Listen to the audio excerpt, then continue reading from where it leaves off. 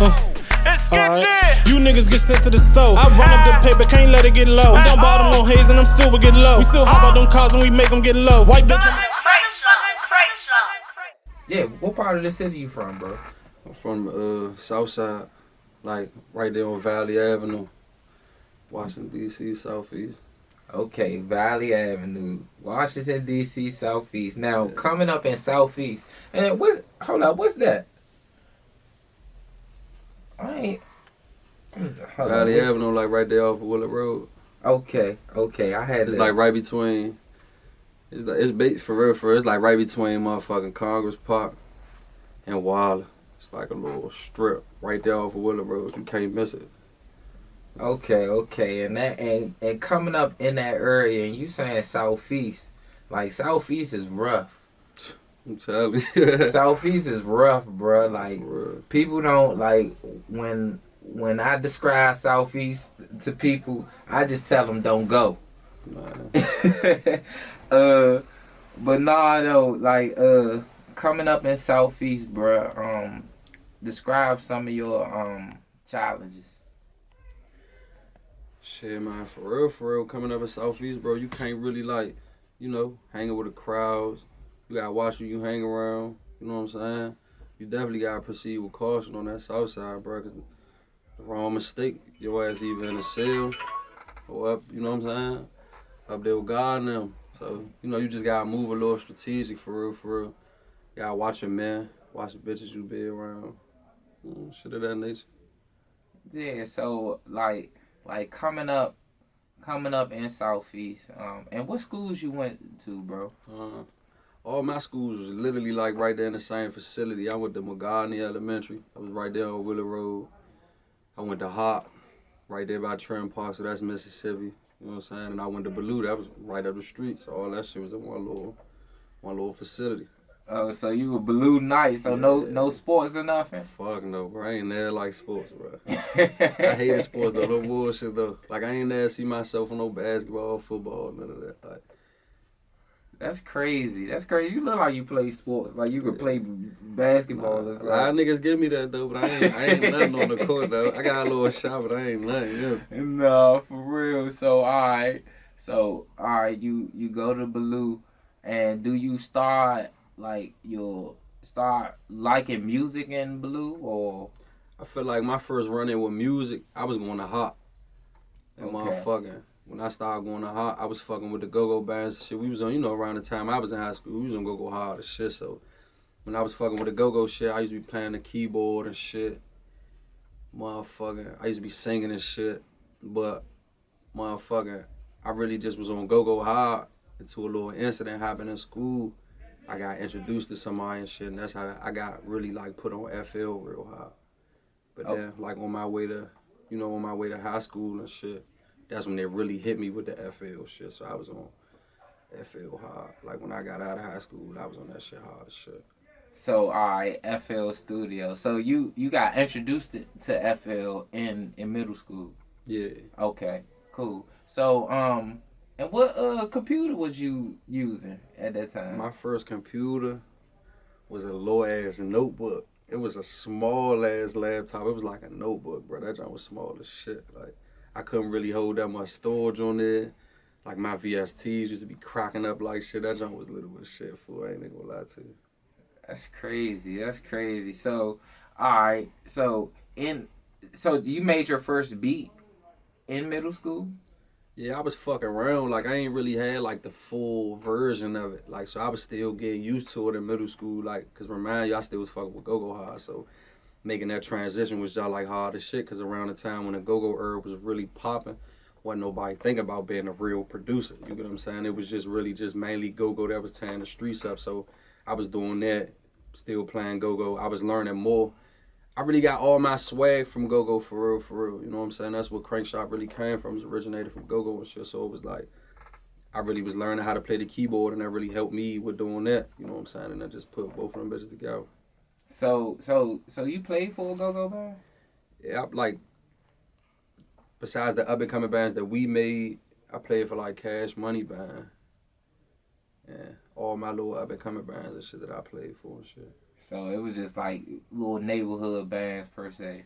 Yeah, I want to say like a little band we put together when we was young, and then I had met somebody, my god brother, he put me onto a band and shit, and that was the band that I started playing for then. Oh, and I played for Star Status. I cannot forget Star Status. Star Status is one of my favorite bands I played for. Okay, I remember Star Status. It was one of my favorite bands. Yeah. So I'm jumping around a little bit. So when did you learn to play the keyboard?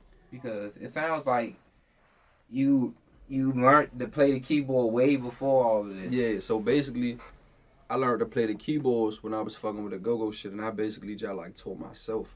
My man Tron, back in the day, he just like taught me one song. It was the Bow Wow Fresh as I'm Is jump. I used to play that shit every time I got around with any keyboard. And then, like, remind you, I used to sing and shit a lot. Like, I was singing before I was making beats, doing all that shit. So I started putting two and two together.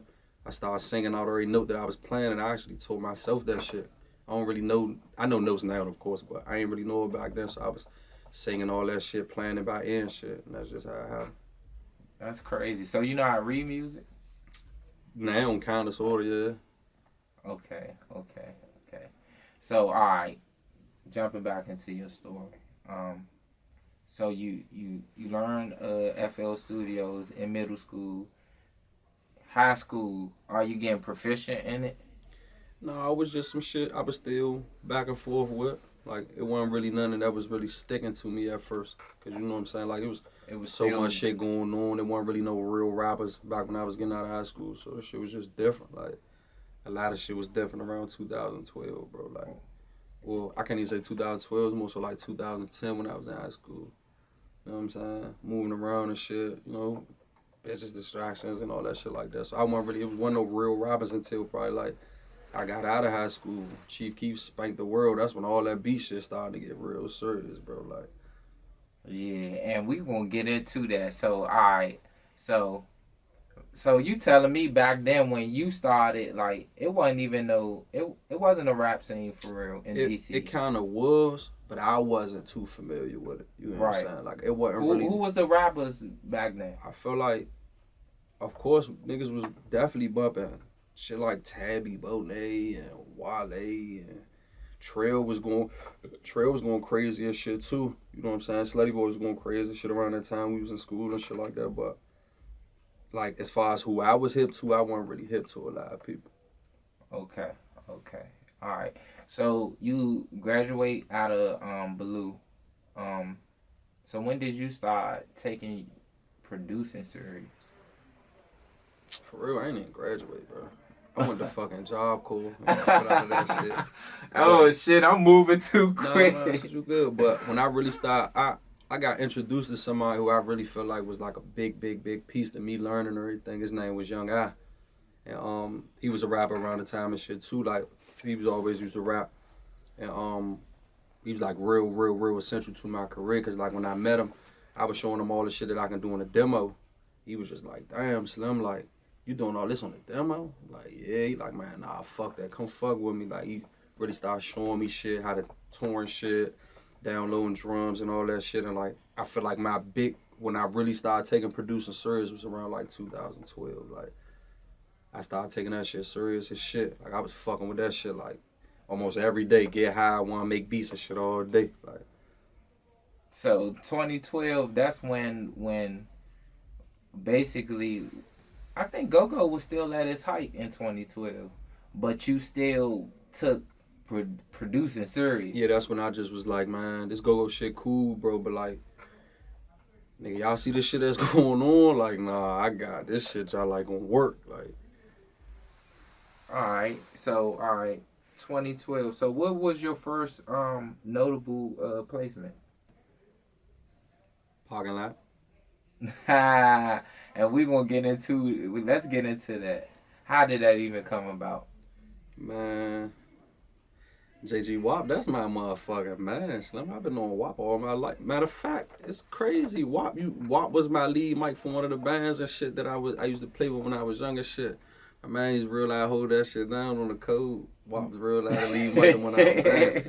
Who the fuck knew? Man, up to my man used to be like that with that lead mic shit when he was little, Slim, but man, me and Wop was friends all my motherfucking life. I've been knowing Wop my whole life. And like one day he just came on my jump like, nah, bro, I got a jump, Slim, I got a jump. Remind you, I ain't really like Parking Lot. This was when it first was made. I was like, man, what? So he came up there. He was like, bro, I got a jump. I would come record me, bro. Come record me. I'm like, man, I'm just like doing something, bro. You know, them niggas not record, bro. Go ahead. He like, you sure, bro? I'm like, go ahead. I'm like, you want me to make you a beat? Like, nah, bro. You ain't gotta do nothing, bro. Just look through some shit. I know you got some little shit made. Man, I'm looking through beats. Bro, on a code, he like, yeah, this it right here. Man, my little man Kai, Dope District Kai, Dope ZX, you know what I'm saying, whatever he go by right now, shout out to Bruh, because that's who actually recorded him and shit, so Kai recording him, he doing this, getting his shit off. Bro, everybody in that joint going crazy, he fucking that joint up, everybody going crazy and shit, so around the time the track got finished, I went in there, mixed it down, put my little chops and shit on the beat. Man, bro, they was jumping around my basement. I'm like, man, y'all like this shit, bro? They like, bro, this shit crank. I'm like, alright, yeah. And they shoot a video for that shit, bro. That shit skyrocketed. I was like, what the fuck? I was like, bro, they loving this shit. Everybody's loving that shit, bro. They was loving that shit. So I'm like. And at this point, did you already have the Crankshop tag? Yeah. So hold on. We gotta go back. Like, all right, matter of fact, we gonna keep going. We gonna just bring that up. Yeah. So, all right, that song goes crazy. You don't even know that it's gonna do what it's gonna do. Had no idea. Like, how you feel about that? How you felt at that moment in time? At that moment, I was just so shocked. So many people contacted me like, damn, bro, I heard your song, bro. I heard that John. I heard your John. They telling me they heard the song like it was my song. You know what I mean? But, you know, of course, I produced it. But they like, damn, bro, I heard that John, bro. That John raw. Man, that John cranking like shit, bro. That John cranking like shit. I just was so stuck. Like, what the fuck? They loving this John, young. And I'm just like, damn. So I'm threw off about this shit. Cause I'm like, man, they loving this motherfucker. I can't stand this John. But then I kind of grew a love to it. Cause I'm like, man, he did y'all like fuck this John up. I'm like, man. Just started loving that motherfucker after that. I started seeing the reaction that the people got from it. You know, when the people speak, that's what the fuck it is. You know what I'm saying? Like, that's what it was. For sure. So, and then like, did you know that JG Wop was going? Like, did you know that he had the potential in rapping or being the rapper he is? I ain't gonna lie. Like, you know, when you hands on with this shit, you don't really see the effect that a rapper can do to the fans and the consumers when you making this shit. It's a whole different point of view. It's like you'll be in front of some people, you will be showing them something. You don't know when you go around everybody else and display it, they gonna love that shit a whole different way. I ain't really said Wop always been my man. I always knew Wop had talent and shit like that, but I just didn't think that they was gonna love that shit that much, bro. They went crazy for that fucking song, bro. Yeah, and that song came in at 521,000 views. That motherfucker was going crazy. I definitely thought that motherfucker was gonna hit $1 million while they was loving that joint. If promoted more, it definitely. That's organically. No, like just everybody just loving it. You know what I mean? Like that shit was crazy. So all right.